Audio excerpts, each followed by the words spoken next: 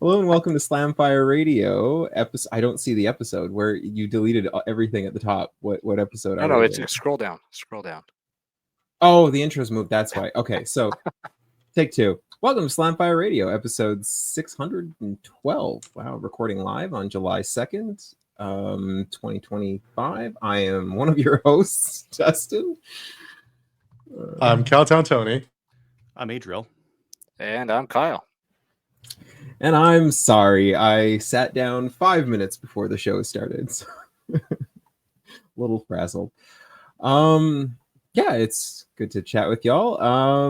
I guess shall we roll into what we did in guns?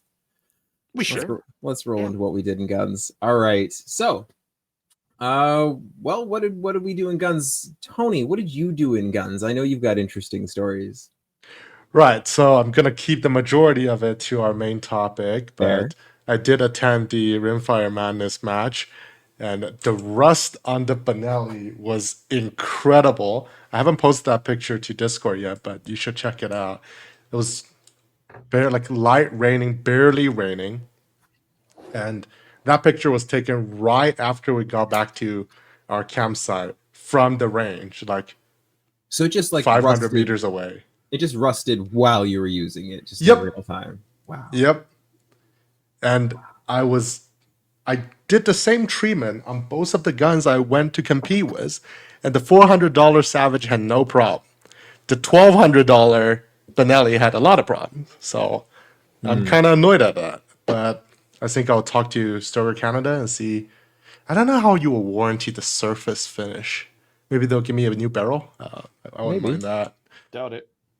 Yeah, doubt it. Yeah. The 3D printed mag pouches were not bad. I did crack one Ooh. as I ran myself into the driver's seat, but I did print extras for that particular reason. It still needs Wait. some improvements. Hold them up a little bit. I want to see. Are these 1022 mag pouches? No, these are for for the Savage Savage. 822. Right, Yeah, 822 mag pouches. So because the 822 have the mag release on the mags themselves, still some improvement needed. If you see my match video, you'll see me running with my hands on the mag, just so they're not popping up. But retention seems okay. I'm not gonna say great. Also, these are done in PLA. They're pretty single use in a sense, a prototype more than anything else. Yeah. So I think they're already starting to lose tension a little bit. But that's what it is. Yeah, I'll leave the match details to our main topic. What about Kyle? Well, I am still up in North Dakota, as you can tell that I'm in the same room. So I had the weekend off, so went to Minot, just a town a couple hours away because Williston doesn't really have a whole lot, and went to Shields for the first time.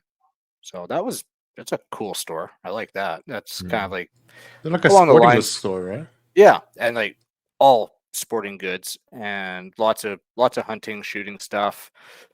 So spent a fair bit of time in there. They had a press I had never seen and looked really good. It was an Area 419-0 turret press, Ooh. and the machining on that was stellar. Like there was no slop in it, and you could tell like there was some effort and there was some beef to that press. So you could load some big rounds in that. It was like what, $2,000 turret press? 1,500 US, yeah, or 12. No, I think it was like $1,300, yeah. So, but it had 9 stations on the turret.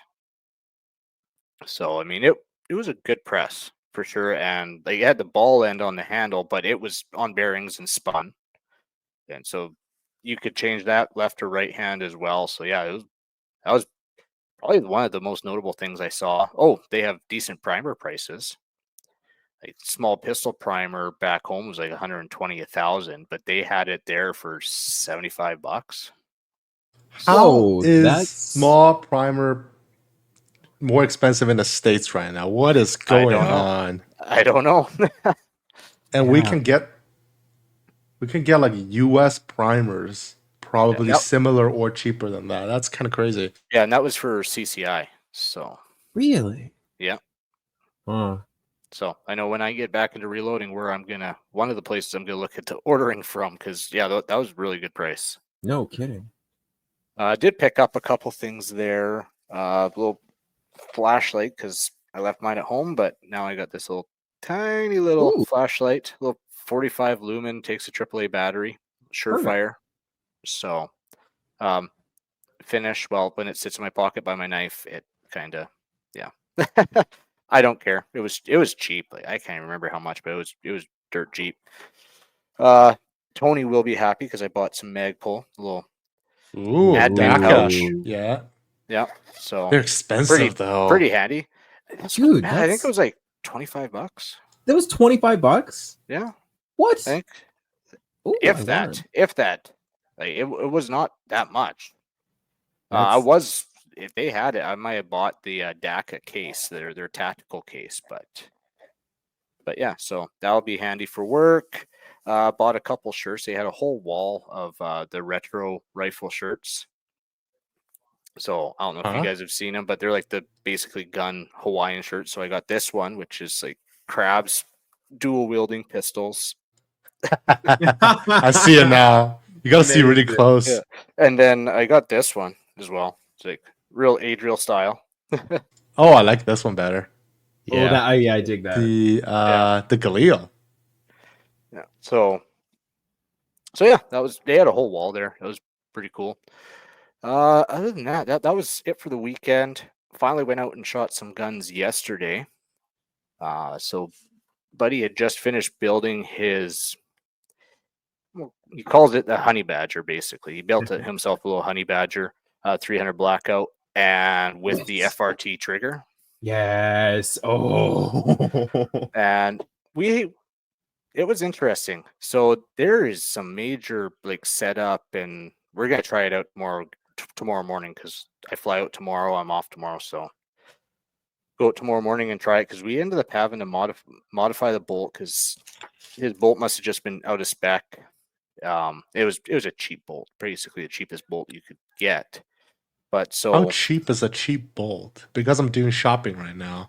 I just want to know. I don't know. He bought it from the cheapest bolt and carrier you can get on AR15discounts.com. Right. Go to Brownells. That became a saying when we were at the range.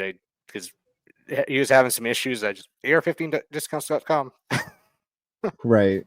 Because he was having some issues, and there's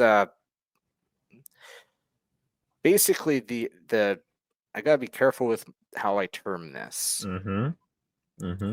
So on what? the force the FRT, the force reset trigger. So what happens is the hammer, during cycling, is what forces the trigger forward. Yep. Correct. Once the bolt gets to full stroke back, it hits a lever that has a similar function to an auto sear. Yes. And then when the bolt comes forward, there's that back piece on the AR bolt that knocks that piece forward to allow the hammer to drop if that trigger happened to be pulled back. Does that mean you need to use a full auto carrier group? No, you do not. No, really? Okay. It's a cassette style trigger. Yeah. Right. Okay. And it forces, like I said, I gotta be careful on terminology because it does reset. Yep. And if you hold it too hard, it just won't fire. It won't fire the second time, right? Right. Yeah. It requires that little bit of that slop, right? Yes. And so we were going over stuff because we couldn't get it to work. Didn't know if it was the bolt or buffer. I didn't think it was the buffer, but he was showing me stuff that he saw that you needed an H2 buffer. I'm like, well, with this, if it's cycling, it should release. But if you got a death grip on that trigger, it's actually not going to reset. Yeah. So yeah, but there was something with that sear that lever that holds the trigger group from, like, if you have pressure on it from releasing. He had to actually take a piece of cardboard or something to actually close the receiver because the bolt was just a little bit too long. So I was at his place there this afternoon and took a Dremel and was like, okay, whatever. Sounds got like it to you. close, and we're gonna try it out tomorrow. But some other interesting stuff besides trying to get an FRT trigger to function, which I didn't think it was going to be as difficult as it is. Chrono, he had a new Crony, and it was just a Caldwell upgraded array thing. Yeah. And I had always seen like in sunlight, it just error faulting out. Right. It was giving us like, I swear it was close to 500 feet per numbers. second faster numbers. Like all of a sudden, subsonic 300 blackout, we're doing 14, almost 1500 feet per second. 147 defense loads out of my pistol, we're doing like 1400 feet per second. Yeah, Because I he was don't believe shooting, that. we had just bought these subsonic and he had some hand loads that he was trying to do for subsonic. I'm like, I don't trust this. Like, okay, I'm gonna throw 9 mil. You have some factory 9 mil, just burner. Okay, I know what that should be. That should be, around 1200. And no, it was over 1400. I'm like, I don't trust your chrono, man. Like, No.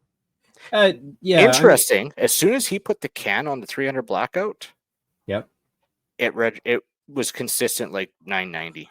Is it a shorter barrel? Like he built a honey badger, right? So short upper. Oh, it's like super a short 7-inch barrel. Yeah. Yeah. So that might be it. Like just all of the Well, we gases ended up coming out putting of it that. out. Well, we ended up putting it like 20, 25 feet out. Really? Oh yeah. Oh, that is interesting. I mean, Yeah, like, and like it didn't start, and it was a bright sunny day, but it didn't Yeah. start reading right until threw on the can. Once we threw on the Huh. can, then it's like, okay, that's believable. Huh. Because I told him, I said, you've got the shortest barrel possible. You're going to be Yeah. slower than that box, if anything. You're not speeding up from that box. No. So that was interesting. Also, What was the Crony again? it was the Caldwell upgraded, just their standard chronograph.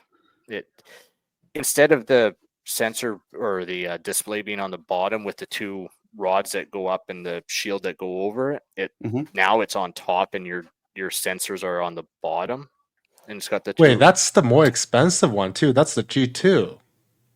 Yeah, that one supposedly should read pretty well. I think it was No. just direct sunlight. Like it was Yeah. a bright, clear day. So It's probably a and, like, combination. we didn't have a of lot of that. time at the range yesterday either. We had like maybe an hour and a half. So it wasn't a Ow. whole lot of time to play around.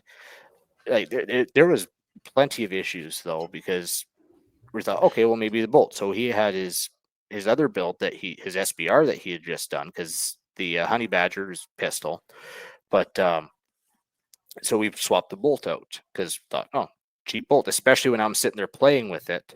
Yeah. And just to see, hey, something I always do when I grab an AR bolt, slap the bolt back and just flick it down to see if it comes out. I'd tap it on my hand and I had to reef to pull it out. Mm. And so actually today I was over his place and we were looking at it, and the gas rings on it were all lined up. Really? Like the slots, like, how the three gas rings, they were all lined up. I'm like, well, this ain't right. That's nuts. Spun them around where they're supposed to be, and all of a sudden you can slap that thing and flick it like nothing, and you can hammer it in and it just it flicks out. So interesting. Very not quite interesting. properly built. Yeah. Well, I think it was just like a perfect storm. They were all lined up, but then they were all lined up even with the cam pin. Right. So I think they might have been catching on the cam pin slot. That would make sense, actually. Yeah. That's the only thing I can think of. I could see that. So yeah, we got that fixed up. He's dremeled the bolt, so we'll see tomorrow morning on how stuff functions. I hope it functions well for you. I've only ever played with 2 FRT triggers, and they are an absolute blast. They're scary, but they're a blast. Yeah, but I got to shoot it semi-auto, so that was cool. Yeah. Do you get to choose if you're in semi-auto or force reset? Yes. It has the third position. Yeah. Cool. Yeah. Oh, that's cooler than I thought. Yeah. Oh. Yeah, so you can flick it semi, and then you can flick it and your force reset. Until you get that practice, at my first experience, that first letting your finger off the trigger without one extra. Well, and like I told him, like I said, I could have been easily screwing that up because I was Yeah. just basically thinking, oh, it's going to force my finger forward. And it's like, maybe go with it of a mindset of your bump firing it. Yes. Yeah, that's more or less how you have to run those things, right? Yeah. Like, yeah. But I did take a couple things. I bought the stock that he was originally going to put on that until he found like the honey badger stock. So I got this little guy here. SK3. This SD Tactical PDW stock. Oh yes. So very Brace, similar to the brace. brace, Sorry, yes, it brace. is. It is a That brace. is a brace. Yeah, it is a brace, not a stock. And so I don't know. I don't know if it's suiting for the ridiculous build or just build something else with it. It'll probably end up on the ridiculous build at least for now. But Yeah, take that other one off. But that does belong on a little short pistol. I'm going to be honest. That belongs on a short 300 blackout pistol with a can on it. That is what that is for. Yeah. Yeah. Yeah, I tend to agree with you on that. Bought a couple 511 bags off him. You gave me a wicked deal, so nice. So yeah, well, same guy. He's getting back into guns, so it's been pretty entertaining. But talking about reloading, and it took forever because he bought these blues bullets. They're polymer coated bullets, and he's scraping them. Really? Yeah. Well, he did open the thing up. He's not flaring the case. Yeah. Oh, okay. So, but he doesn't have that die, and his powder drop doesn't have that sleeve. It's just the off the shelf one. Right. And so, trying to talk to him, like we're talking, and it's like, well, what do I need? I said, you need this sleeve for your powder drop. Yep. That's what you need. That's where that is. And I think we talked for hours about this, and he's like, look, and I'd like to see someone, like I just don't trust it. And I'm like, dude, and finally circled around, and because he's like, oh, I think it's been entertaining. I'm saying it's been entertaining. I think I finally got him around because he's like, well, how confident are you in that? I'm 100% confident in that. Like that's what you need. Sometimes I think you just need to convince them to buy something different to start, and then get back to that. I had to buy him a bullet puller hammer today because I couldn't convince him to buy one. He was going to just use pliers, and I'm like, if you're doing polymer coated bullets, you need this. You need to, when you're setting it up, you need to make sure you're not breaking that polymer. Oh my god. Trying to talk him, tell him you're probably going to need a 2-stage seat and crimp setup, not a 2-in-1, because I messed with it a long time with 9mm trying to get the 2-in-1 to do it, and it just it's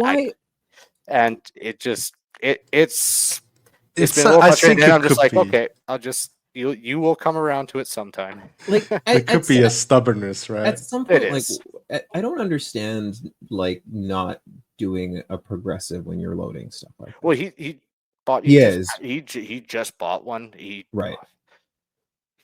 bid on a Hornady because I was trying to sell him on Dylan, but and I can't fault him for this because he picked up the AP lock and load progressive setup for $200 off. Great deal. Love it. Yeah, so I can't fault him for that. Fair. No, that's fair. Yeah. Play with it, so sell it.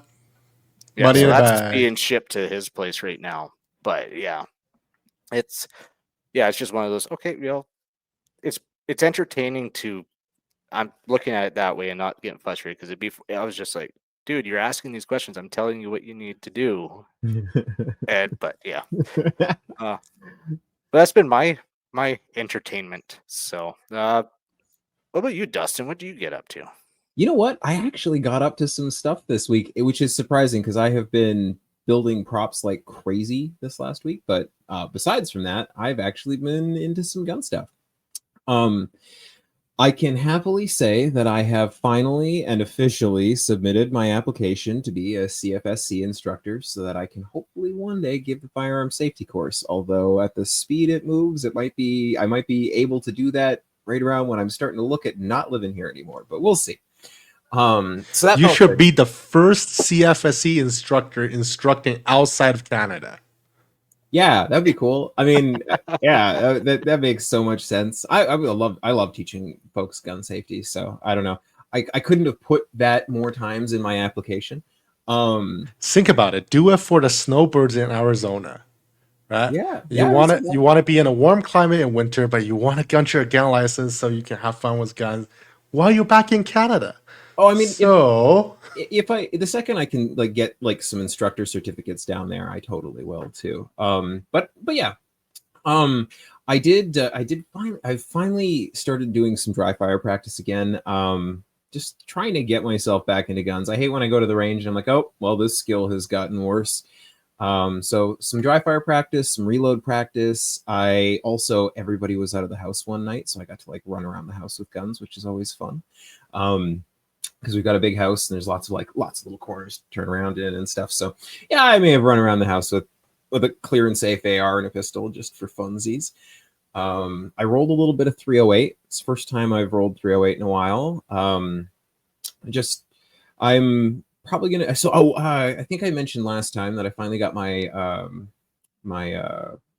paperwork to take some guns down to the States temporarily, and that means I'm going to take my Mossberg MVP down to visit my buddy Seiko down in Washington, put a can on it, and shoot it. So I've been playing around with reloading some ammo for that thing because it's in 308. I don't have the 223 And it's interesting, Tony, that you did some mag pouch printing. I printed some mag pouch inserts, just some active retention inserts for cloth mag pouches. So yeah, 3D printed a couple of those just to play around with them. The same thing. I just did them out of PLA just to something to do. My printers are sitting there not printing at the moment, and they're about to go back to work soon. So I figured, why not? So I've been building props like almost full time for the last month for Netflix, and some of the other prop builders that I'm working with, they're all gun folk, which is fun. I mean, like, to be in props in our union, you have to have a gun license, like, as a default, but that doesn't usually always mean that folks are into guns. All of the people that I work with are, which is funny because it's mostly girls. And That's awesome. yeah, dude, so awesome. I mean, we're all weirdos. Like, one of them, she's gothier than me. She literally drives a hearse to work. But she's big into firearms. And anyway, I actually was talking about the podcast and some of my stuff. I ended up showing them some photos of my collection from a little while ago, and they're all like, wow. But it wasn't like oh, you're one of those. It was more like, oh, like there was some like genuine interest, and then also just like envy, because I have quite a few things and there's a lot of things that they can't buy now. So yeah, so that was kind of cool. We went one of them we went shooting, which was fun. We went to the range after work one day, which was great. Nothing crazy. We just shot some handguns and a couple of other little things. Had a very good conversation about an upcoming venture we'll talk about off the air. But and I spent some time looking at some extraordinarily expensive industrial reloading equipment as well, tangentially related to that upcoming venture. But yeah, so that's mostly what I've done. That plus like work and try and get 5 hours of sleep a night. I wanted to go shoot guns on Canada Day, but that didn't happen. Yeah. Is I can't see. Is Adriel back? Yep, he's back. Wonderful. What'd you get up to? Shooting guns. Sweet. Shooting guns. Yeah. Love shooting guns. Went to Rimfire Madness. Oh, you went to your own match? Just casually hold up the medal. You have to pull up the meme picture of Obama crowning himself. Yeah. Are you number one, Adriel? Oh, yeah, I'll put that to the side now. Yeah. I did all right. Yeah, did that. We'll talk about that for the main topic. I got the guns from Tony. The bolt action's the most fun. The bolt action shotgun. Ooh, with the yes. stock repair. Oh, Now, that one is thing- awesome. One thing that I saw that was really interesting. I was looking for like how much were these? Why would they even make these? Right. They're half the price of a pump gun. That's the Whoa, really? Only half? yeah. Well, your pump guns are going for like $80. These are going for like 45. Okay, that makes sense. Really a long time ago. Yeah. And one of the ads, like this is an advertisement. It's like this is bolt gun. You can run 3-inch in there. Make sure that the action screw is tight when you shoot it, or else you'll break the stock. Oh, so that's what happened. Okay, good. Amazing. It was in the advertisement, so it must have been like pretty common to do that kind of a thing, right?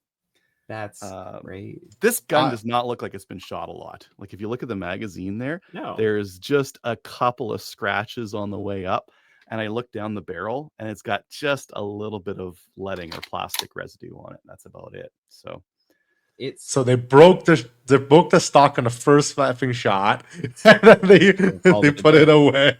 I mean, well, I mean, it's when you look at the rest of the gun, like the condition of it is very nice. That one caught my eyes when I walked in there and just trying to panic call Adriel. The copper plate on the That's side with so the initials TJG, whoever did the repair, maybe, right? They're so proud of it. And it's got the adjustable choke. Yeah, so you you gotta adjust the choke. Yeah. Improve cylinder mod full. It's on full. Oh, you want? Oh, there's mod. Oh, we want improved cylinder rate right there. You know, that's kind of neat. You can game it when you're shooting a 3-gun course of fire. You can like slow down, get your full choke, snipe the last few targets. The only reason I've ever wanted a bolt action shotgun is because of Tarkov.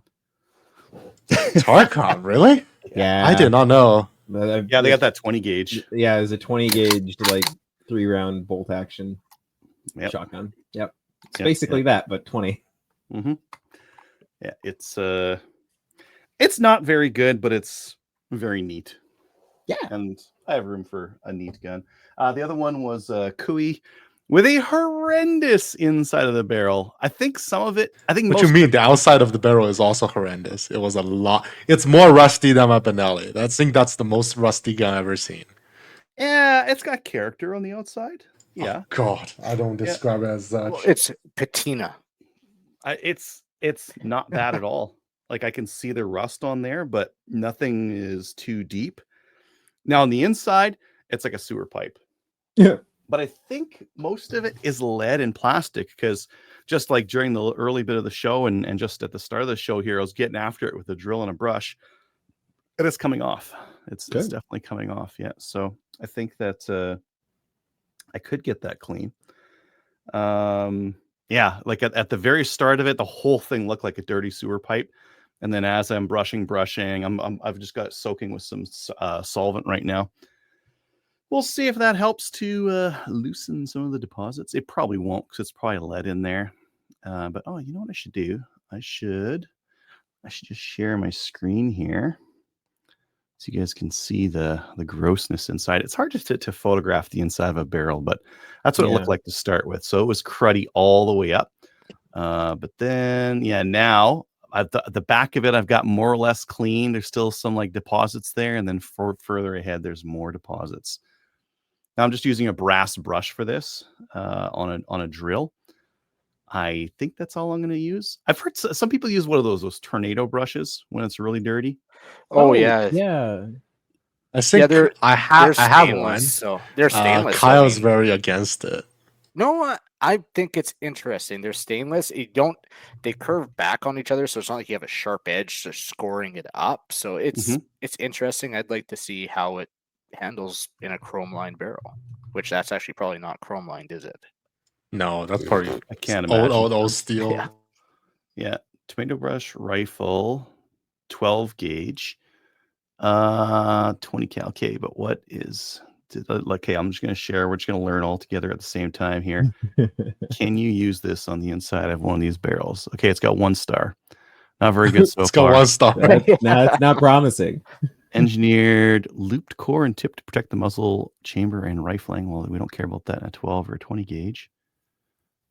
Stainless steel loops and eliminate brush Smooth ends. bore, I could see the argument for using it for like really caked on smooth bore. Mhm. Like I just get nervous because it's stainless, but you don't have any actual sharp edges that are going to score into the barrel. So But at the same time, if you used a power drill, you might do some damage.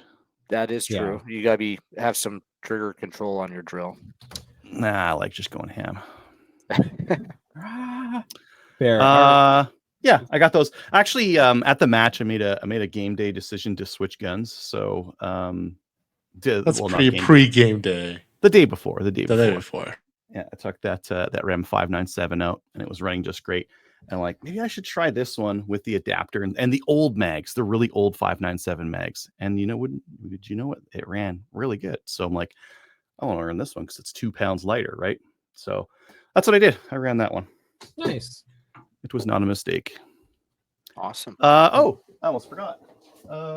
You. Help him win the match. No, I could have run this. I wouldn't have done very well. Oh, the Mauser. Yeah, this is the Norinco. The sporting rifle. Mm-hmm. Let me just get some more light on it. There we go. But yeah, it's I like the so I haven't had a chance to shoot this. I got it literally Thursday. I've been gone since yesterday, so I just got back home.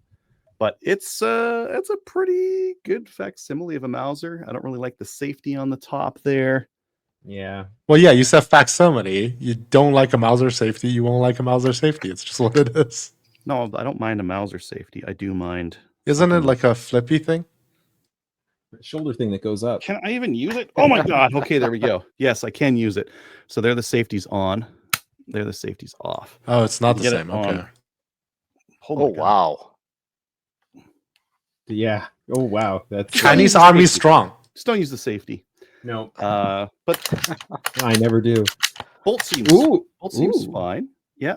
The magazine, I like that it's flush fit, so you don't have to look at it because you would want an extended magazine sticking out of this thing, right? Please tell me when you do your review that is in the script. Like, I like that it's flush fit, so you can't see it because you wouldn't want to. Well, a Mauser shouldn't have an magazine sticking out of it, right? I want it to be fair, clip fed through the top. Yeah, like 22 could handle that. It's got a graduated rear sight here To a mile. to 200.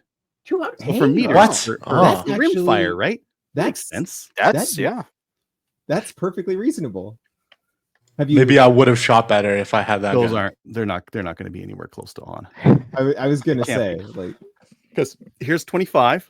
Yep. Here's 50. Now, this is a straight ramp, but then here's 175, and then here's 200.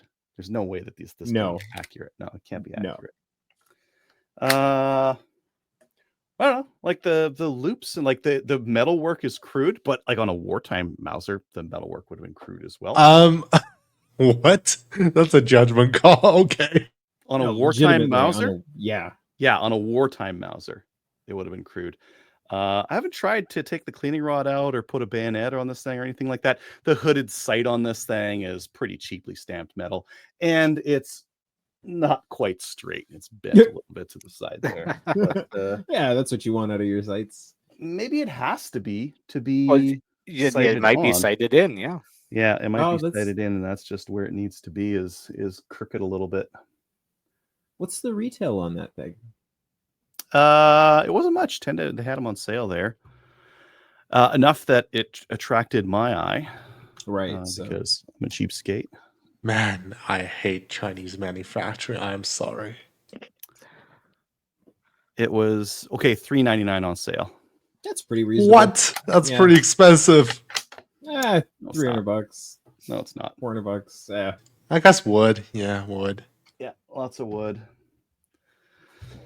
Yeah, That's awesome. let's see. This weekend, I have a maple seed in Vermilion, and maybe a PAL course on Sunday. Maybe not.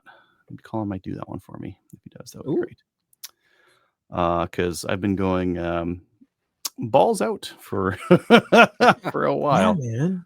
and then work wants me back on Fridays. It's like, oh man, kind of like taking those Fridays off. It gives me like one day a week I get off, right? You need that mental health time too, though, right? You know, I don't I know. use it to go shooting and do That is mental health time. What did you not understand? Mental health time. Oh, I did shooting on Saturday and Sunday too. Good. Yeah, I think that's about it for me. All right. It's absolutely cooking in Edmonton today. Yeah, we had like 1 or 2 hot days, and then it's back to like mid-20s here. But watching everybody else die under the heat, it's kind of entertaining. It's like 30 here. Gross. I mean, we're in the air conditioning now. And with that, shall we move on to upcoming events? So Adriel, do you want to read any upcoming Maple Seeds? I'm sure this time of year there's got to be a few. Yeah, there's going to be a few. Like I mentioned, Vermilion's coming up this weekend, and that one actually still has spots available. So if you wanted to get Maple Seed in just east of Edmonton, well, not just east, a couple hours east of Edmonton, that one's still got some spots. Sackville in New Brunswick will be on July 5th. Kamloops, BC on July 6th. Tabor on July 12th. LTV on July 12th as well. BSSA in Bonnyville on July 13th. I'm going to do a PAL course, and a Maple Seed on that weekend. All in Bonnyville. North Peace Rod and Gun Club in Fort St. John. That'll be July 25th and 26th. And then July 28th will be Rancho del Sol in Gordondale, Alberta. Wow. Wonderful. Do you have any HG firearms training days you want to mention? Yeah, this Sunday coming up, I've got one in Devon, and then the weekend after in Bonnyville, and the weekend after that in Sherwood Park. Cool. Every weekend for the next 3 weekends, and maybe more. It's nice out. It's time to get out there with the guns. Yeah.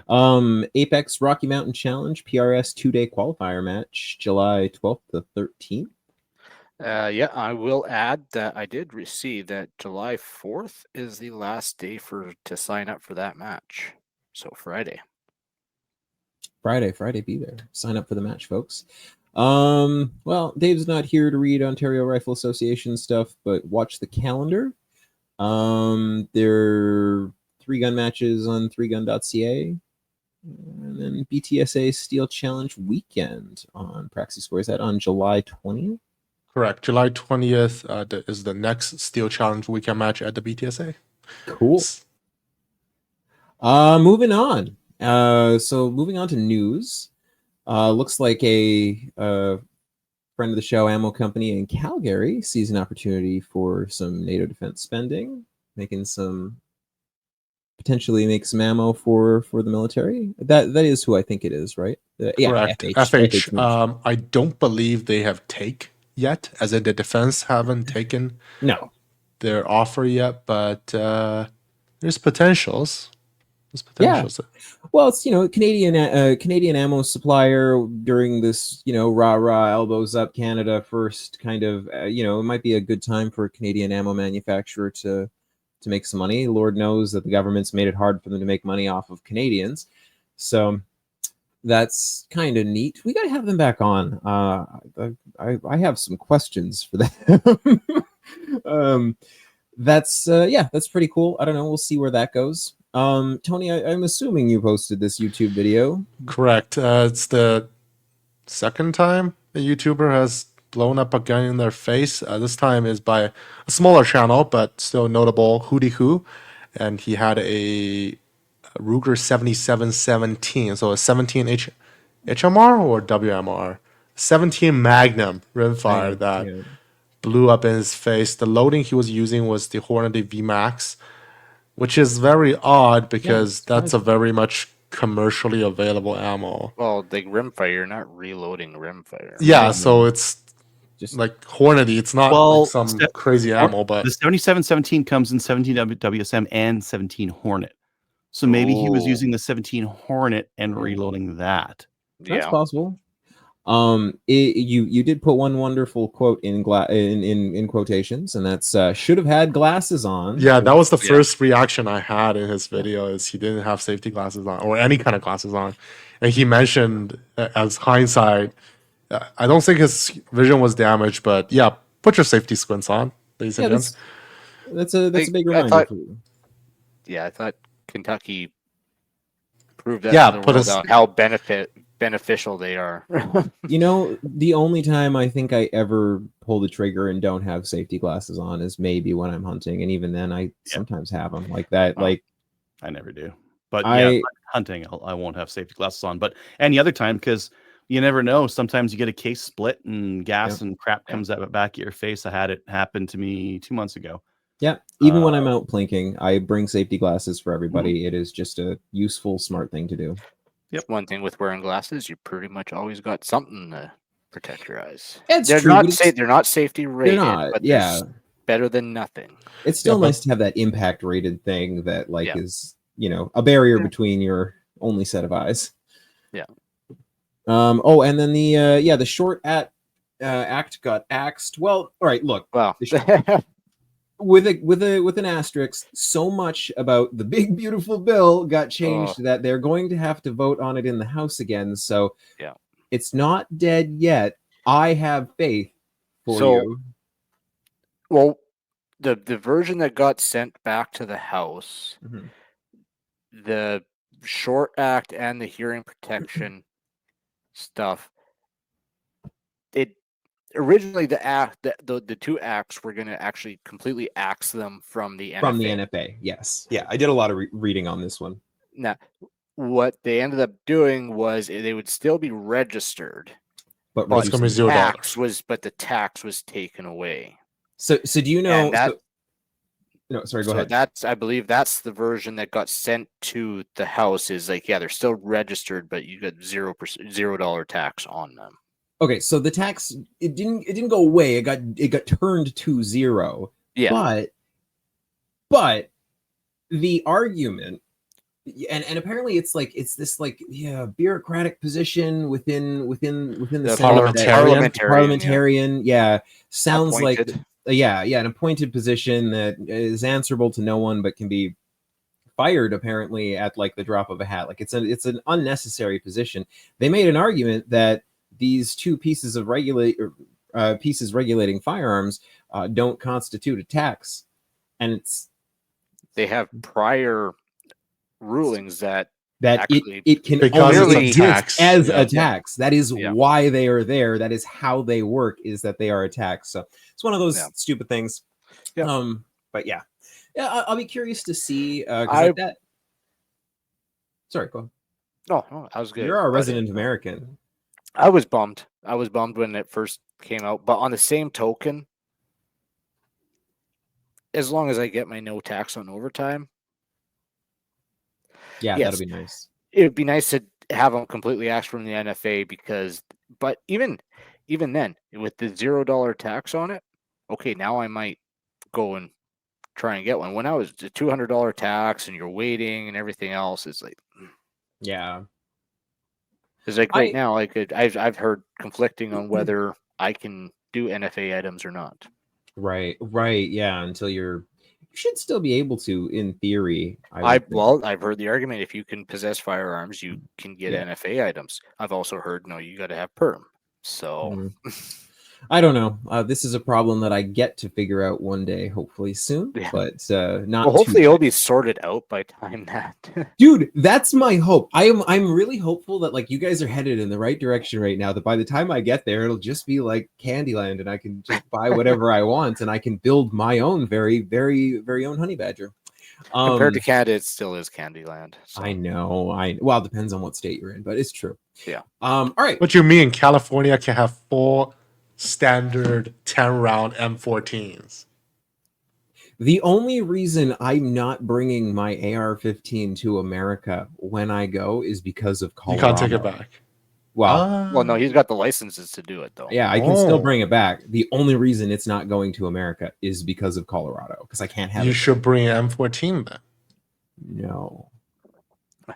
Don't you like Vietnam? No, Are the you know what? choppers everywhere? I don't blame you, Dustin, because even though you got the licenses, I would The not want to headache. deal with that headache No, crossing back over, or just a simple headache of trying to convince the ATF to allow them on the Form 6 because if they can't go back to Canada, they will not put them on the Form 6. Yeah, there was I intentionally didn't put anything contentious on that Form 6 for that reason. I wanted it to be no question. These are all, guns that they're cool with. So yeah.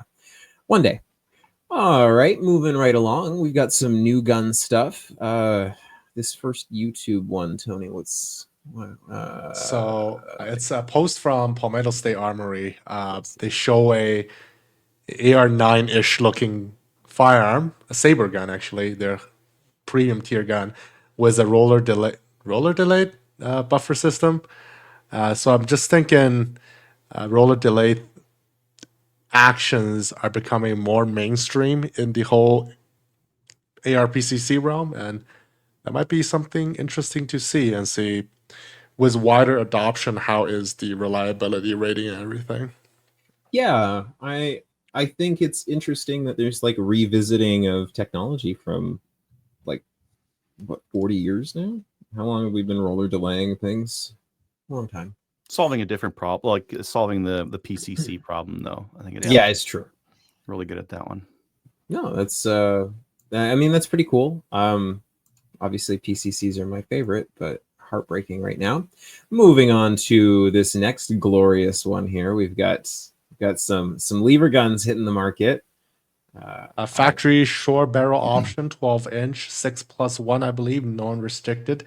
It does mention it's a steel monoblock. I'm not too sure what that means in terms of technology. It still looks top eject to me, so I don't know. But 357 mag, 12-inch gun. What I know is that it looks cool and I want it. I thought we looked at these Morsins before. I feel like we did. They had that they had a stainless version of this one, right? Yeah, that's right. I saw Scott from International Shooting Supplies. They were playing around with one of these, and he was posting some videos at the range, like last week, probably. Definitely piqued my fancy. Yeah. I don't know. It's cool. I'm interested. I mean, I'm not spending a whole bunch of money on new guns right now, but I'm always. That means your budget hasn't been spent yet. It's time to spend the budget. Yeah, well, I mean, I spent a bunch of budget on my truck. But then, the next one is this Edge Arms that we've got. And so this is a 410 lever action shotgun. I think this is the longest lever action shotgun I've ever seen. 20-inch barrel. It's pretty cool. I don't know. Like, shooting a technical shotgun round out of something that's, not going to destroy your shoulder. 410's, pretty mild. They have a cool promo video at the bottom as well. It's a pretty neat looking gun. It's like the loop has this cool kind of angle to it. Angular cut. Yeah, I dig that. Oh yeah, that looks good. Yeah, I dig that. And then finally, we've got some K31 Swiss straight pulls that seem like they've found their way to Canada, which is interesting. I guess CSC have them. Yep. Yeah, nobody wanted these on the front line in the fight against the Russians, I guess. But what do you mean? These are much better than the Mosin-Nagants. These are straight pull. They're fast action. They're precision made in Switzerland. Oh yeah, no, I believe they're very, very good. I don't know if I'd want to carry one in the mud. Nope. They have a rotating collar on the inside of them that I think would get pretty jammed up. But boy, would it be fast to shoot? Yep.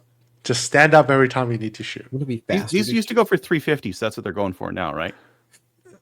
How about 3,500? I don't know. They have some on here for 1,250, but that's not even the worst. If you want a replacement 308 barrel, the barrel itself is $1,000. I miss the good old days of cheap milsurp guns. Gosh, those were good times. You can still get them. Not cheap. The Kirkano's the only one you can get though. That's truly cheap. No, thank you. You're gonna like 5 years from now, 10 years from now, you're like, boy, I should have gotten one of those. No, all right. I'm not. It's always the case. You're probably right. Yeah, and you can clip this and make me eat my words, but that's 10 years down the road problem. All right. And with that, let's roll over into our main topic. And this week's main topic, we're going to be talking about the Rimfire Madness event that y'all went to. I'm more curious in what Tony's thoughts are on it. I know I was a match director for it, so I might be a little bit jaded and thinking like, yeah, that's the match I wanted to shoot. Of course. Rimfire rifle and shotgun. That's exactly what I wanted to do. That's what we did. I got what I wanted. Tony, what about you? Can we trust Tony for an unbiased, not wanting to hurt feelings?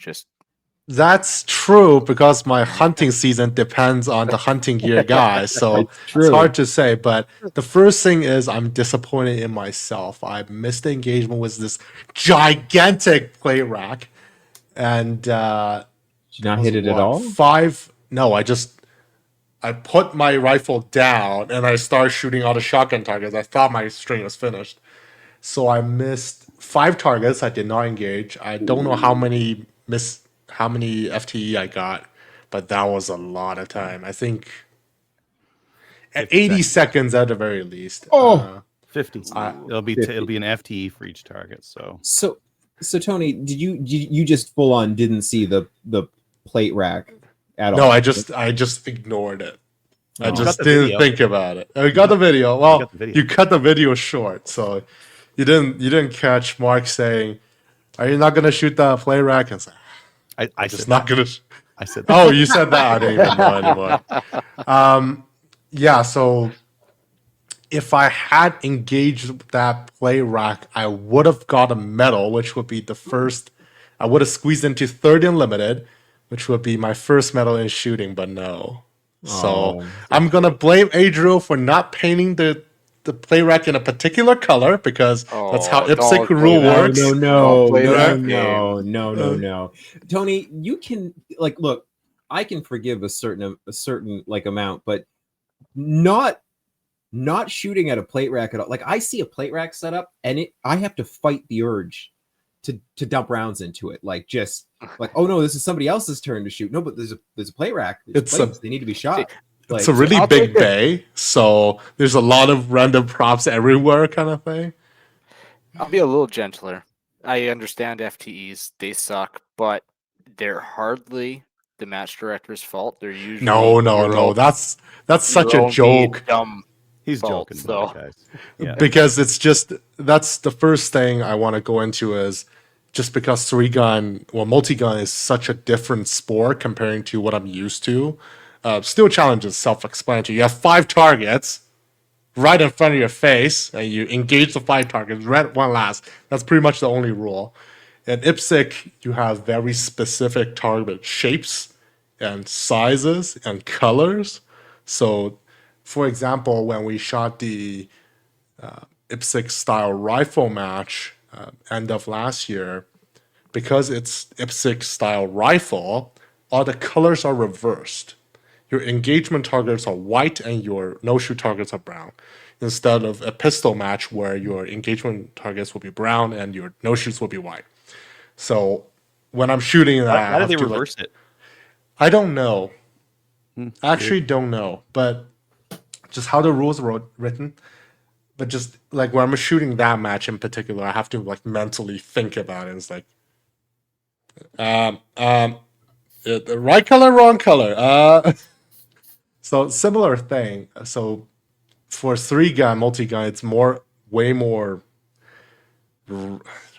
outlaw, you can say, ruleless, you can say, more freestyle, you can say, that targets could be any shape or size at any distance. Was this your first proper multi-gun match? This is my first proper multi-gun match. I never used the dump barrel before, so so my review is gonna be a little different just because I'm not familiar with this format. That's fair. Right. So the things I'm focusing on is, I've had enough shooting experience to not break 91 swing. I have that muscle memory down, but I'm trying to be very careful. I'm grounding the firearm, make sure safety's on, and trying not to do dumb things.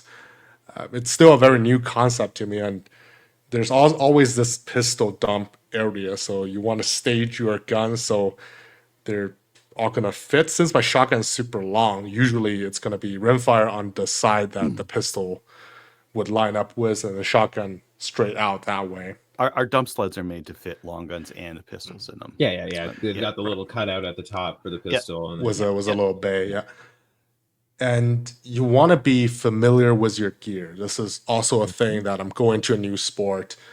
I don't usually run pouches like these, and they're pretty low profile compared to where my 30 round Glock sticks are sticking out from my PCC. I would know, okay, I'm out on that one. There was this one stage where I thought I'm out of ammo. I still had one mag hidden somewhere. So I ate some FTE on that one too. So things like that, I find it's maybe not as beginner friendly just because it's a little bit more mentally challenging. You're managing all your ammo, you're managing your two guns. And in 3-gun, you're managing even your pistol. Do you want to do a holster? If you want a hull reholster, do you want to risk that? Watching back again, for anyone who is going into sports shooting, I think having someone record you is very important. Or even if you wear a head cam, I think it will help you recap the whole situation. I definitely need more stage plan. I'm still looking around, seeing if I'm hitting a target or not that you are not supposed to do. Like in IPSC, I've already figured out, here's my stage plan. I'm going to execute this way. So I'm sure when I walk past this particular target, it's already done. It's out of my mind. I need to do more reloading on the go, especially shotgun. Being very slow about that. Of course, shotgun caddies are coming, so it'll be a different what did style you- of what did you shotgun. yeah, what'd you get? No, I haven't got anything, but I'm going to Oh. start printing them and trying them. So Yeah. hopefully that'll be better than what I'm doing right now. Did you not run a shotgun? No, you ran the Bandolier, bandolier. that's why it Bandolier. wasn't as fast. Yeah, that's slow. I offered him It's- we had caddies. I had Yeah, but he's Nah. got Well, he had no, that no nicely experience cut with that load manual of port for arms it, either, though, too, right? so- The blow port keep cutting me in the hand. I need to try to figure out. There's like this sharp edge. If I needs to break an edge there somewhere. if I ram my, still have a wound on my thumb on it. If I ram my hand in there, it's actually gonna cut into one of the edge and usually break my.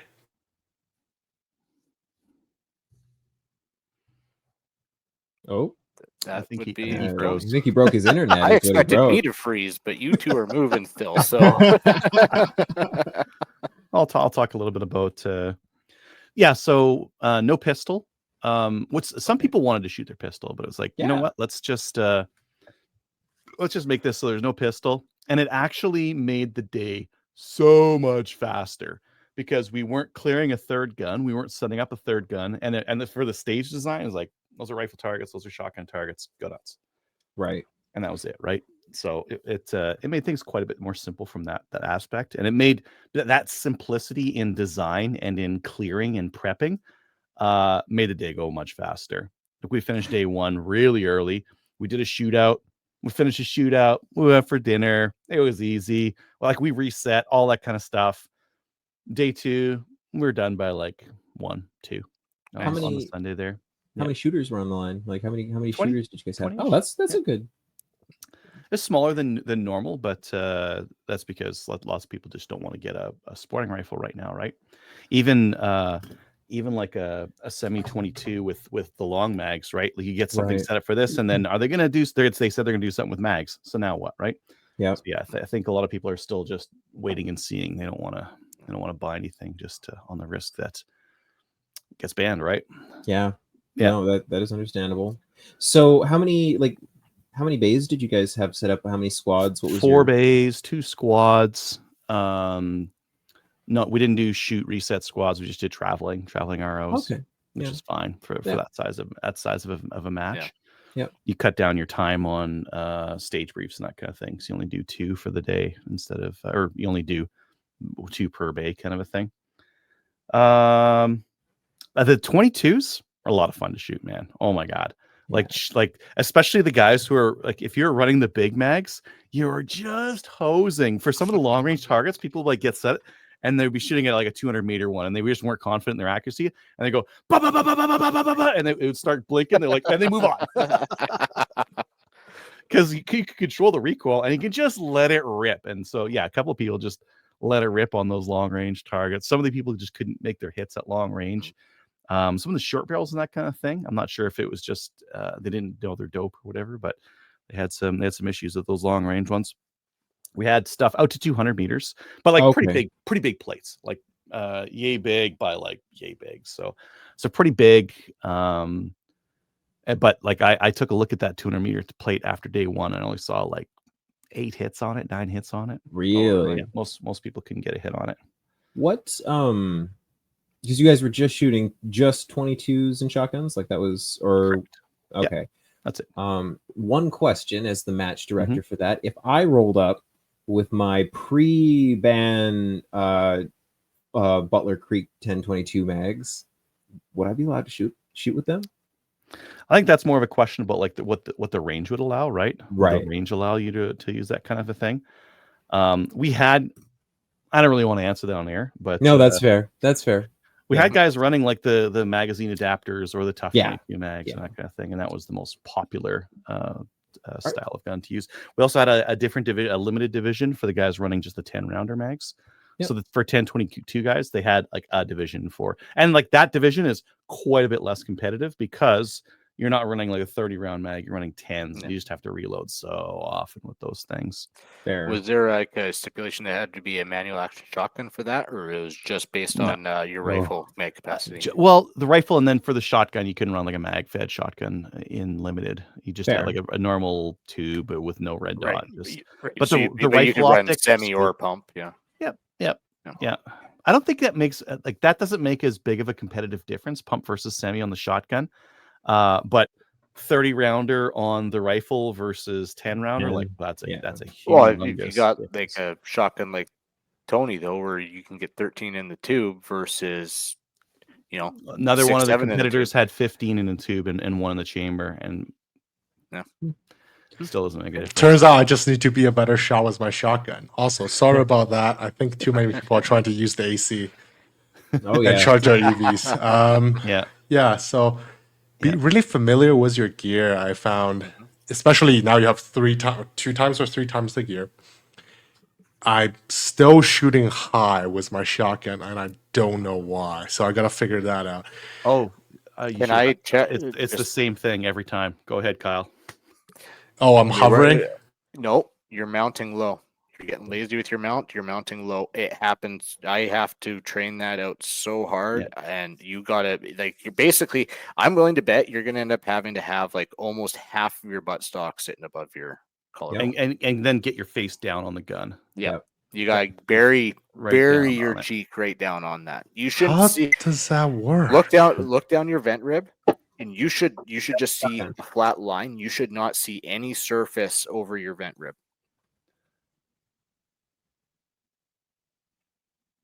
When you were on one of the stages, you were shooting some clays, and I saw you hitting high. I said, "Get your head down on the gun." You did it, and you started hitting the clays again. You needed to get your head like harder down on the gun there, either by bringing the gun up or bringing your face. This is maybe something I don't like about up in LA. It does have a very comfortable comb as the comb tech, but now it's like I'm fighting against this piece of elastic trying to put my face down on it. So I'll be interested. Try shouldering it higher. Yeah. How high is high? Like this? There you go. Yeah. Whatever to naturally get your head down onto that. That's where you should be shouldering. And every time you dry fire, focus on putting it there. Bringing it back up. So like I deal with the same thing, and especially where you're taking a winter off, the start of every season, I'd be right back that same way because I'm wanting to shoulder it low. You have to train yourself, shoulder it higher, and just get that into your muscle memory. I wish there was a shim or something to drop that down more, and that's why when I got the new stock, I wish it had more adjustment on that butt stock to drop that down. But I'm surprised they haven't made a shotgun that's just straight combed, like a stick. Why not? Well, okay, they do pistol grip shotguns, right? But I'm just thinking, like, why have a straight comb on it? Well, I guess you have nowhere to put your hands, so that's fair. Yeah. You need like a really drastic pistol grip on something like that. And I think the last interesting observation, this is not really to do with Rimfire Madness, but to do with my match performance, is like at the end of a shotgun mag, you can see that there's this very odd tendency for me to pause and hope the steel will fall, which I know it's not gonna, before I start to reload to complete it. It's like there's always this like 1 second pause. Like, That's where you're before I- better off just get that round in, and if you come up and it's fallen, okay, cool. If not, you can go bang. right. It's not Yeah, costing you so- time on the clock to throw that shell in there. So I definitely need to move quicker on the reloads. Need to do more reloads on the move. Practice that, Tony. The Walk thing is, around. Practice it. everything you're talking about is just match management, and that comes with That's true. experience. Like everything you're talking about is match management, your stage planning, multi-gun. There's more to multi-gun because you got twice, 3 times the stuff, and then you got different manual of arms. Now you got transition between platforms. You got different mag capacities. There is so much more. Like everything you're talking about is exactly what I expect to hear out of someone after their first multi-gun match, because it's all just match management. Yep.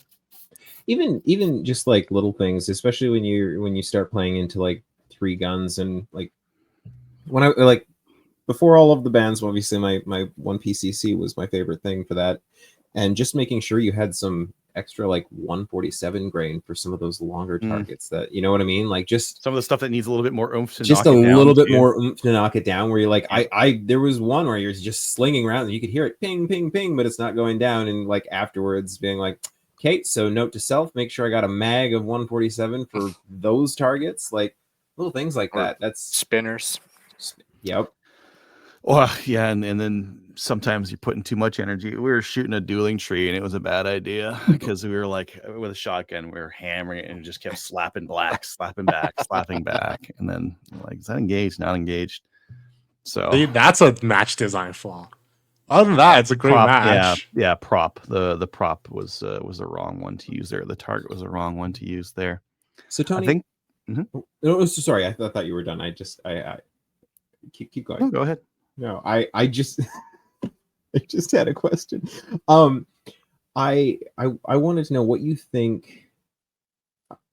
What you think is like the most important thing that you need to do, both before a match, like for the future, like what you need to do, like call it a day, a couple of days before, and what you need to do on the day. Like, what are your 2 things that you took away from like all of the things that you realized that need work? What are those 2 things for you? Like, what are you focusing on the day before? You asking Tony or me? Tony, you have answers. I want to know if Tony's like let this percolate yet. I don't know. For the day before, or What do you Is it wish a- you had done the day before? Let me ask that. What do you wish that you had done the day before the match that you didn't do that you're going to do next time? maybe read the stage briefing more, but Adriel did pull me to build stages, so I'm gonna blame that on him. I didn't have time to read the stage. Well, So briefing. you got to see. build the stages? I mean, Tony, you Yeah, we had to do Well- extra building the stages because we're the first one there. You can know every stage and have built and know every angle, and then that's when you're going to drop the ball. That's true. That's true. But I'm there No, late. but you meant you just the way you said something. It's I would say if you can, it's reading the stage brief, like just sitting down and reading the stage brief. That's going to tell you if there's something weird. Without looking at that stage, like physically being on that stage, looking at that, that's you can't make a stage plan from that. That's going to tell you if there's anything weird or wonky, like unloaded start or some weird position or something that you really need to prep for. But I would say if you can walk the stages with that stage brief. But yeah, you got pulled off to set up stages, which a lot of people think it's that's as advantageous as you can get, which I will attest to it's not. Yes, you can get an edge on certain things, but if you're setting up every stage in the match, it can be a disadvantage too. That's fair. That's fair. Okay, I'm really interested on the stages themselves. And like, was there a lot of movement, stand and deliver? Like, what was the overall flavor of the match and the stages? There's more movement. We had quite a bit of movement between different shooting positions. There was some, like we didn't hold to. There was no such thing as like a target array on most of the stages. There's lots where like, oh, you could see this and a little bit of that stuff over there, but you might as well just move over here. And then there's some visible over there. There's a couple that you really should have been shooting on the move. Like a lot of targets you really should have been shooting on the move. That 50-meter day 2 Tony, where you had to like rip around that wall and start firing like as you're moving, like the really close stuff there, for example. And then there was a kill house stage where, yeah, shooting on the move was definitely the thing to do. Even point shooting, not even looking through your sights, with would be the thing that you'd need to do on those ones. A lot of close in stuff. Average of 30 rounds on rifle. Average of like 12 to 13 for shotgun. That's not bad. We kept to that for pretty much most of the stages, and that helps to balance it out. So for your shotgun, like I carried one caddy. Yeah. And that's it. And for the rifle, I carried a magazine in my pocket, and that's it. I didn't have any because I was using these long mags. I don't have anything that'll hold these. So I didn't do the Kydex loop on it like I should have. All target load, or did you toss some slugs in there? All target load. Can keep it simple. Like we wanted like a really simple newbie friendly match. We did have a couple of people who like this was their first multi-gun their first competition, for example, like shooting competition. Nice. Yeah, that's awesome. And they one of the guys actually did really well. Where he was out camping with us, and he won the shootout. Nice. Oh, and shootout for Rimfire. Oh, so good. We just set up 7 targets on both sides, made them a really challenging distance, 10 rounds max. Nice. Head to head. And most people ran out of ammo and didn't clear it, and then you'd have to come down to like who got the most hits, right? But then some people did clear it and did clear it quick, so you had to move somewhat quickly on it as well. So nice. Reset on it was like, get off. Okay, this person's off. Next one, go. It was like so quick. Awesome. Yeah. Which meant we get a little bit more shooting in, and then just get off really quickly. Yeah. I'm gonna have to actually come out there for a match. Out of Alberta. September. Out of Alberta. Yeah. September. Is that going to get in the way of? Is that I know? Is that going to get in the way of SHOT Show? When's SHOT Show? No, that's January. Oh yeah, no. Why did I think that was in September? You're right. Okay, yeah, that could be fun. I'll send you a date. Yeah, send me a date as long as I'm back from our trip. That would be fun. Well, it's September 6th and 7th. Oh, I might be able to make that happen. Make that work. We'll talk about it later. Okay. Right. I am out of questions. I like the approaching it from multi angles. So Tony, I think this was, correct me if I'm wrong, your first like multi-day camp out match as well, was it? Or ish. I never did a camp out match, no, but when we did Steel Challenge Nationals, I would have been there multiple days in a row, driving home each day. But right. So the camping on the range, that whole environment, I imagine, well, there might be fire bans on, so you probably didn't have a fire, but the hanging out. It was raining hard. It felt like very similar to Hunt Camp, so it was a nice environment. And gonna give a shout out to Shore Park Fishing Game. Very cush. They have running water, they have electricity, they have Wi-Fi, they have everything. Oh, they have Wi-Fi there? Oh, you guys are It's spoiled. not very good Wi-Fi. It's slow Wi-Fi, but running water is always nice. Buy me a river. The other stuff's very nice. Yeah, the running water and the stove. Like we for Saturday night we did burgers with like bacon you could put on, and coleslaw and all that kind of stuff. Cookout. Yeah. Yep. So Tony, is Adriel a snuggler or Big spoon? Big, well, I figured. Because I'm so hot, I can put the heat on you better. No, did many people, sorry. Go ahead, I just want to ask: did many people do the camp out? Like, did you? Not really. I think what do we have? Like 6 people. Yeah, that was the max. Yes, it was raining the day before, so Yeah, That's some right. people said that's why. Ian didn't come out though. Also, Nope. that was Lame. sad. No, he and Runkle didn't make it. Too bad. All right. I guess my last two questions, then, unless I come up with something else, we'll go with Tony first, and then Adriel. So, Tony, I want to hear your most memorable part of the match, and then if you were to run that match, what would be one thing that you would change for next year? I'm gonna answer in the reverse order because I'm such not a match director, so I wouldn't know. I really don't have a good. But no, coming from a competitor, like what part of that match would you like changed? I really wouldn't change anything. It was a lot of fun. I'm just not a very good shot. That's what it is. BS. I call What's BS. what's the most memorable? I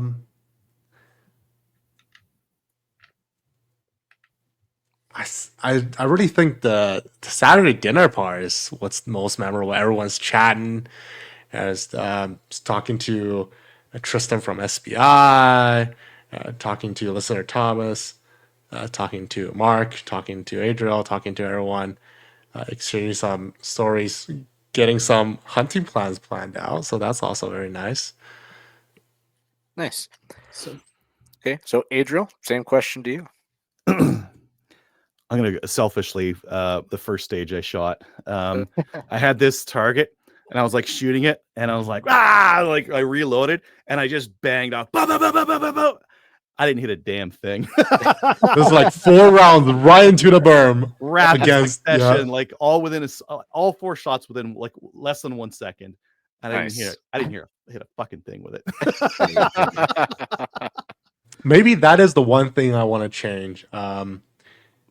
Going back to what's the podcast called? The two Adams on the perf. Oh. They mentioned that dueling trees don't belong on a stage. I would kind of second that. It's just like, at what point is it considered as engaged? The keep flipping back and forth thing is It's really the RO annoying. judgment, and yeah. Yeah, we made a rule on it, but it was still, it was a bad prop for the stage. that's fair. But whatever. Mhm. Everyone had to deal with it. I would have thought Tony would want to change the color of the plate rack that he just didn't shoot. I can't make everything IPSC. IPSC also doesn't recognize multi-gun, so it's just And we what didn't I'm have any white spray comfortable paint with.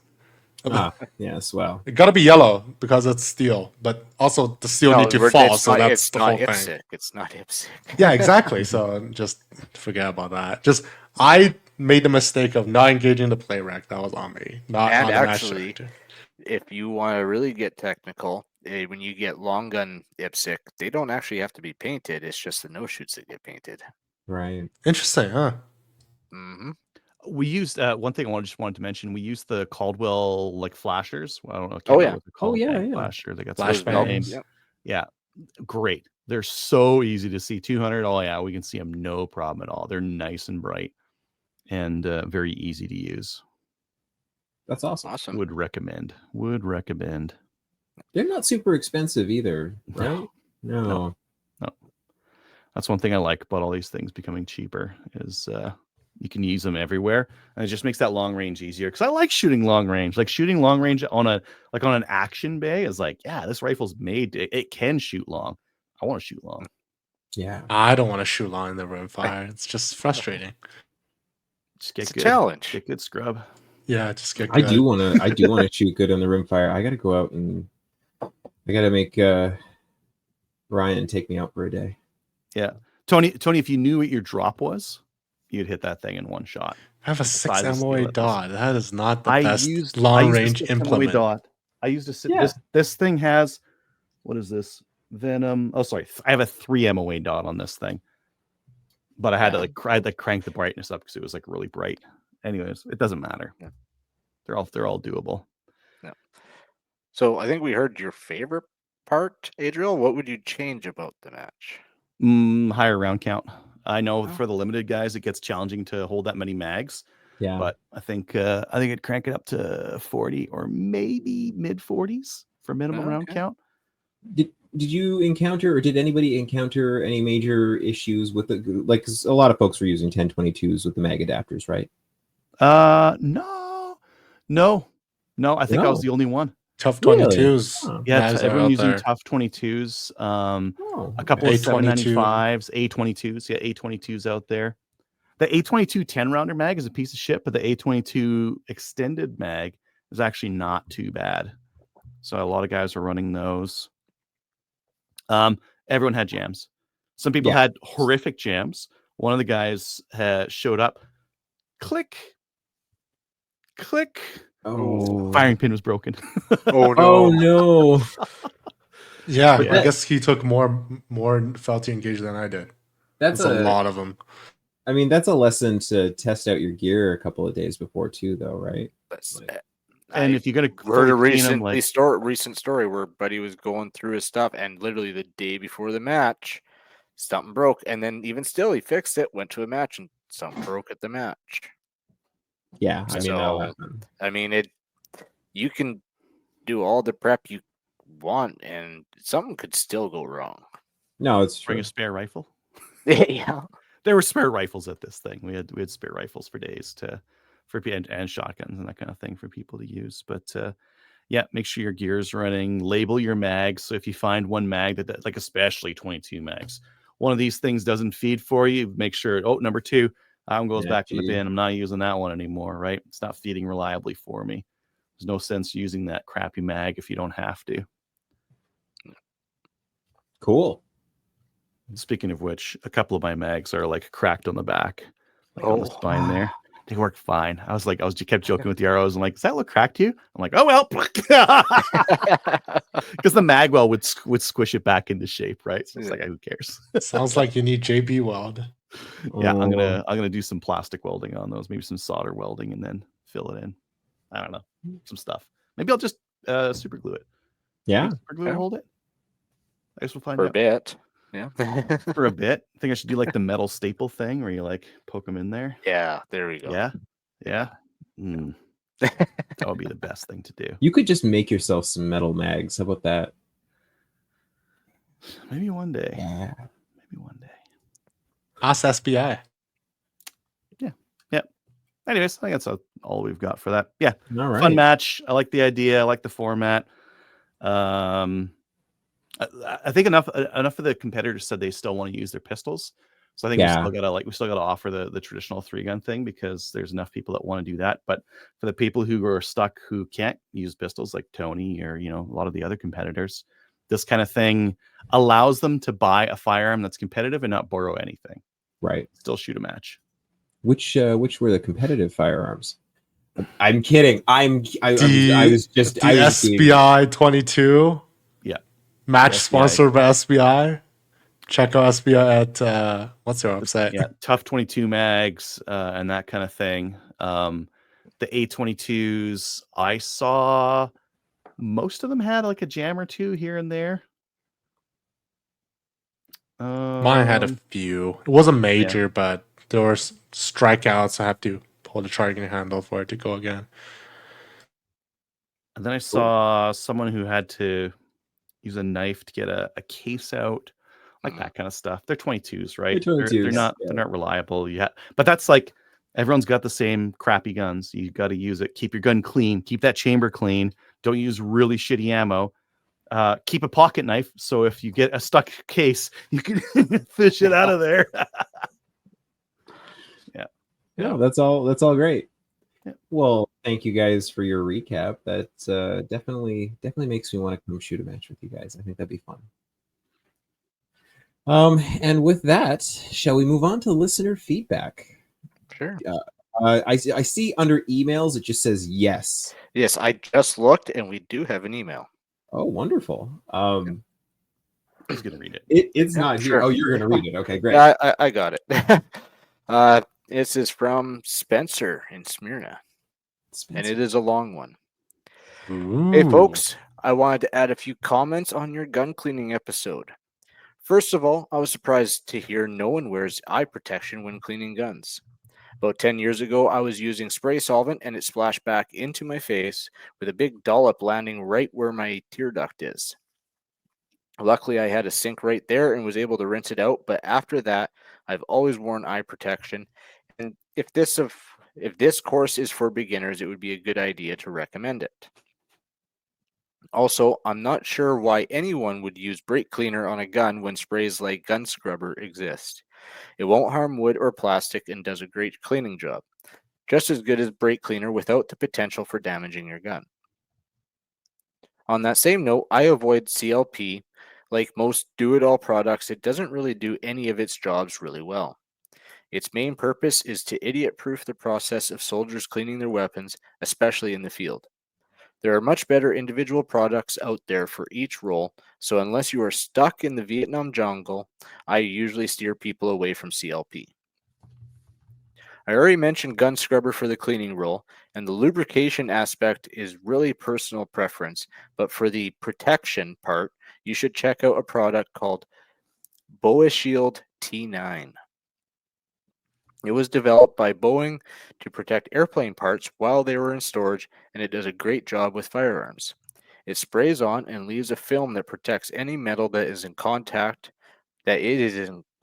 with when it dries. Cleanup is simple with any solvent or degreaser, i.e. gun scrubber, removing it cleanly. Then again, if I plan to store a gun for years, I wrap it in VCI, volatile corrosion inhibitor, saran wrap. This is a cling film that's impregnated with the same compound as the VCI paper that some new guns come with in the box. I have guns that have been stored for years wrapped with it and haven't seen a hint of rust on them. One last thing, which he lies. I was always taught that you use grease on parts that slides, operating rods, etc., and oil on surfaces that rotate, triggers, engine, crankshafts, etc. It's probably not that critical in something like a firearm where the friction isn't that much to begin with, but I still stick with that old adage. That's it. That's all for now. Keep up the good work, Spencer and Smyrna. P.S. I guess I'll need to change my tagline soon since I just bought a house near Columbia, South Carolina. As Tony probably knows, that's the home of Palmetto State Armory, so I'll be switching from being just down the road from Glock to being just down the road from PSA. Wow. PPS. That's awesome. I hope Dustin reconsiders moving to Washington State. They are looking at California gun controls laws and saying, hold my beer. I wouldn't be surprised if they implemented a complete assault weapon ban in the next year or so, not to mention mag bans, ammo restrictions, and a host of other nonsense. Honestly, he should be really looking at Georgia. Atlanta is very LGBT-friendly city with a large gay population centered around Midtown. Georgia also has a huge TV and movie industry, not to mention some of the best gun laws in the U.S., much better than Texas or Florida. And if he travels, there's no airport in the U.S. that can touch Hartsfield for the sheer number of available flights and airlines. It's the busiest airport in the world for good reason. Finally, the cost of living is also still pretty low here. It's not like it was when I moved here from Boston in the 90s, but no place is. Still, compared to Washington State and the rest of the left coast, prices for almost everything here are a bargain. And that is the end. Well, thank you, Spencer. Yes, actually, all of your fortunes have actually already come to pass in Washington. They definitely, they're not quite as drunk as Colorado, but pretty darn close. But yeah, I mean, we're not moving there tomorrow, and if I do end up moving that way, I'll probably have an FFL and won't have to care. But I like the left coast. I love living in a rainforest. Makes me happy. All of these guys are all cooking right now, and I'm not. So, yeah. It sounds like you need more air conditioning. Oh no, fine. we have central AC. I love the trees. I love the rain. I love it out here, means man. all the mosquitoes, all the flies, all No. the nature. No, Oof. no. The mosquitoes aren't bad here. It's not like Alberta. Until you're like typo blood, then you would Or know. northern BC. Or north. Yeah. Okay, yeah. Like not super up north, but fair. But yeah, no, that's pretty cool. Georgia's a cool city. I have no desire to live there. I have some friends that are there. Yeah, it's just not. I probably won't live East Coast if I can help it. Yeah. Tony, do we have any YouTube? I'm going to make a few comments to Spencer's email. Thank you for the email, as always. Do you prefer South Carolina or Georgia?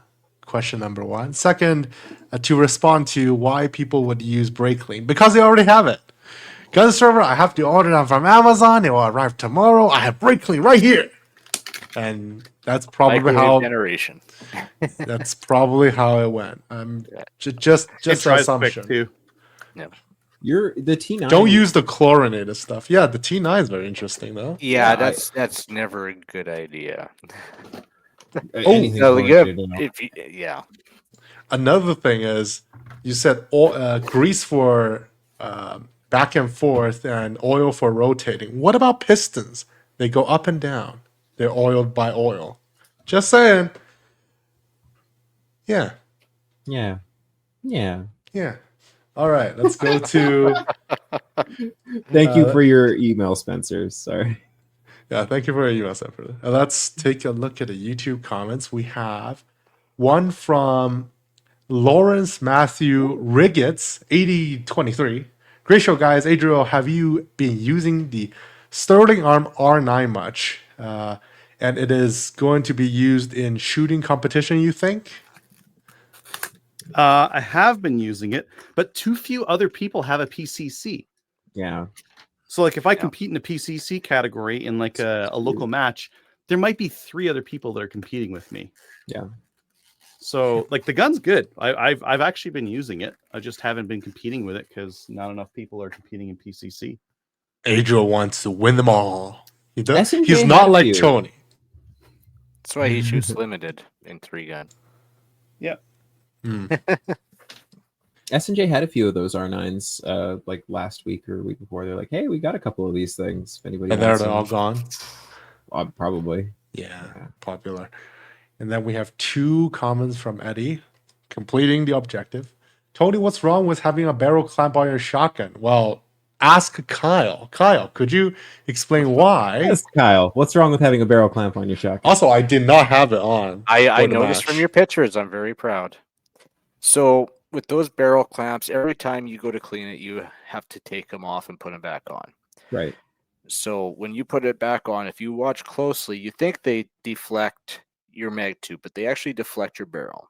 So unless you get the torque right every single time and do it the same way every single time, you are going to be changing your impact every time that barrel clamp comes on and off.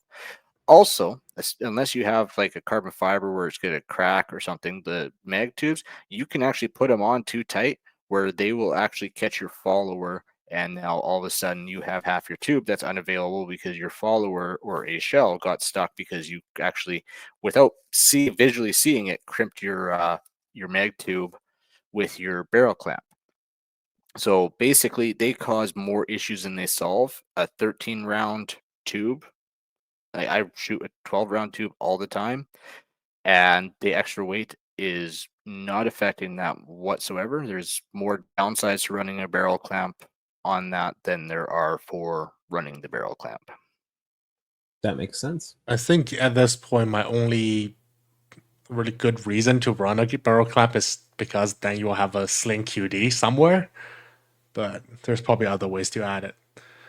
The second part of his comment was no 338 Lapua Magnum either. If you have to go that route, the cool new route is the 338 Norma Magnum. Embrace the Norma Magnums. Laughing face. You know I'm not a new school person because I got a 308 instead of a 6.5 Creedmoor. So you would know how my picking is going to be. And another comment for Adriel. Adriel, a copper remover should be fairly common use for cleaning, and I would suggest to inform your students on how and when to use it. A few years ago, I had to use some on a 300 Win Mag that I had for over a decade after I noticed a decrease in accuracy and some buildup. Afterwards, it was back to shooting well again. Overboard calibers tend to overboard calibers, like large calibers, tend to build up copper fouling quickly, and there are many popular overboard calipers around these days. I use and recommend Bortec. It is non-toxic and will not stink up the place. Cool. Adriel's muted. I have copper remover. I haven't coppered up any of my barrels enough to need it. Like clean barrels, yes. Sometimes I need to clean the barrels and I'll brush them out, but you need to shoot a lot to need to use the copper remover. I want to know the TSX are not supposed to be that way anymore, but if you're going to see more copper buildup, especially in your Win Mag, because I'm not going to shoot enough to even ever find out. maybe it just accumulates that quickly. No. And you're going to find out. I don't think so, because I'm probably going to shoot 10 rounds sighting it in and confirming dope. Let's say 20. And then I'll 2 shoot rounds 20 per season. And then 2 rounds per season. Yeah. Maybe a couple of extras just to do a sight in at the start of the season every once in a while. So over the next, let's say I keep which would be very unlikely if I kept that gun for 10 years. Let's say I keep it for 10 years. I would never get more than 100 rounds through it. And I can't see that thing coppering up even after just 100 rounds. Like if you want to talk about copper remover, like if you're a PRS competitor and you're running through a lot of ammo and you need that precision, yeah, you're gonna get into those more like heavy duty cleaning regimens. But I think for a lot of I don't want to say normal shooters. I think for a lot of like hunters or casual shooters, they're never going to get to their round count necessary to do that kind of cleaning. They're going to need to clean because of dirt and mud and going through swamps and that kind of thing. They're going to need to clean rust off of barrels. They're going to need to clean on shotguns. They're going to need to clean the plastic and the lead fouling out of them. On rimfires, they're going to need to clean the crap out of the chamber and the barrel. I think a lot of like casual shooters might never need to clean out their rifle barrel, other than rust and that kind of thing. Yeah, that's my personal opinion.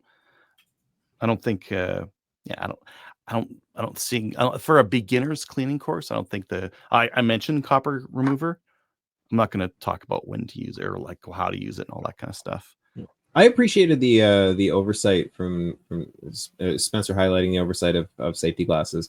I forget that I just wear them. If there's anything that doesn't belong, like anything getting sprayed that doesn't belong in the eyes, I've always got safety glasses on because. Mm-hmm.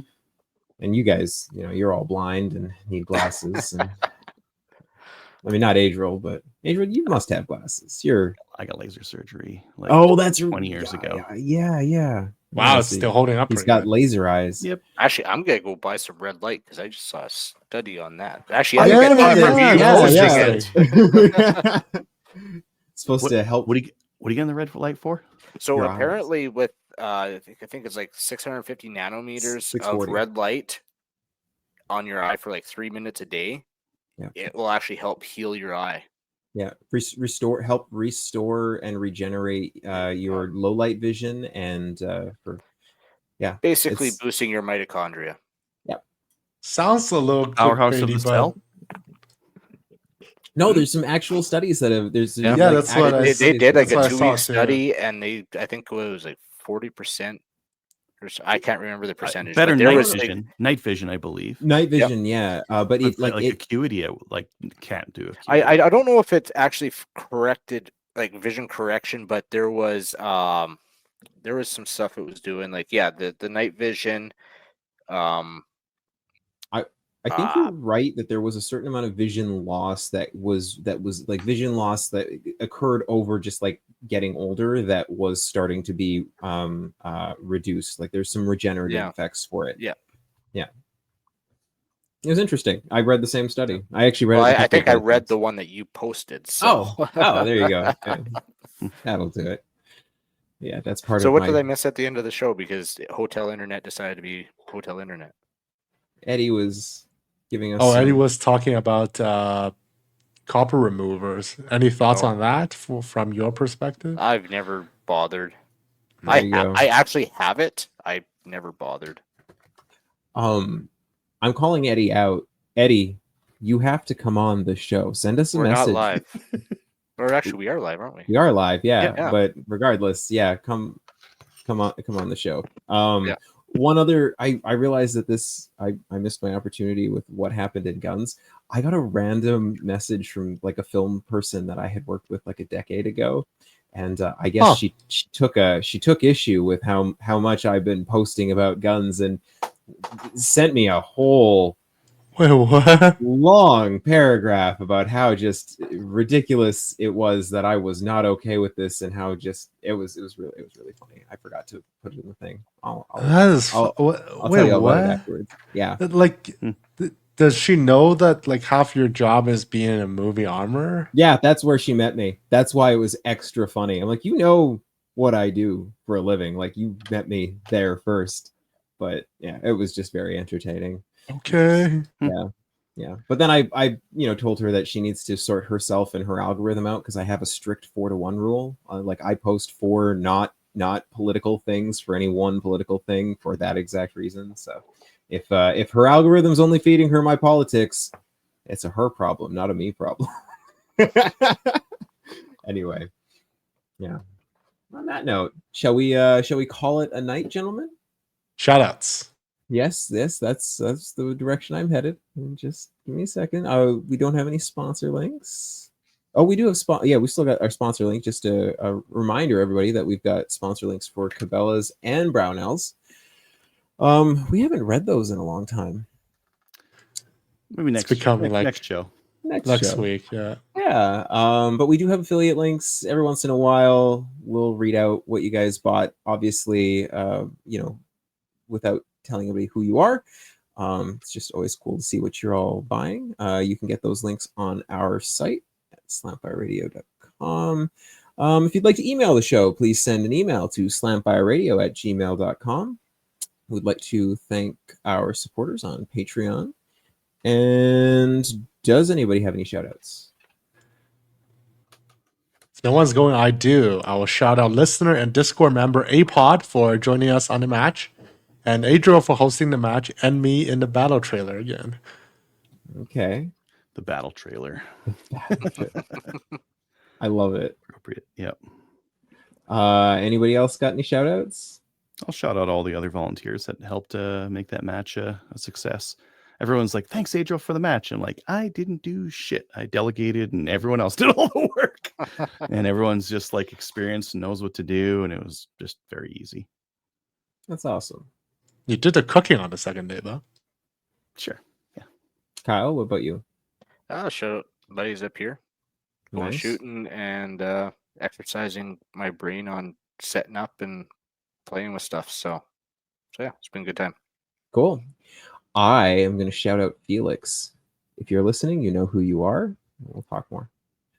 All right. Well, with that, join our Discord server. We are fairly active there. Tony's always posting cool 3D printing stuff. Watch us on Facebook, YouTube, Twitch, and Player. Join the CCFR, and we will see you next week. Good night, everybody. Good night, Kelly. Good night.